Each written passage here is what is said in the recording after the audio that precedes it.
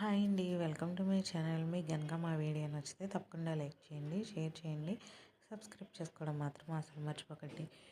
ఇంకా బాలు అయితే గోను సంచి పేపర్ పట్టుకొని చూస్తూ ఉంటాడనమాట. ఏంటి ఈ గోను సంచి ఏంటి, క్యాలెండర్ ఏంట్రా అని చెప్పి ప్రభావతి అయితే అంటుంది.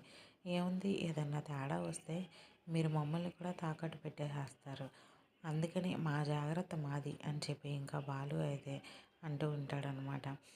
ఇంకా ప్రభావతి అయితే ఇటొచ్చి, అమ్మ మిగతా డబ్బు కూడా ఎలాగోలా ఇచ్చేయమ్మ, కూతురు కష్టానికన్నా మించింది తండ్రికి ఏదీ ముఖ్యం ఉండదు, ఎలాగోలా మీ నాన్నని అడిగి నా పరువు కాపాడు, ఆ డబ్బులు అరేంజ్ చెయ్యి అని చెప్పి ప్రభావతి అయితే ఇటు పక్కన రోహిణితో మాట్లాడుతూ ఉంటుంది. ఇంకా శివ అయితే దొంగతనం చేసిన అతనితో ఇద్దరు కలిసి చేస్తారు, అక్కడికైతే వెళ్తాడనమాట. తిరిగి అక్కడి నుంచి బయటకు వస్తూ ఉంటుంటే అక్కడికైతే రోహిణి వస్తుంది. ఇంకా ఆ రోహిణిని చూసి అయితే లోపల దాక్కుంటాడనమాట కనిపించకుండా.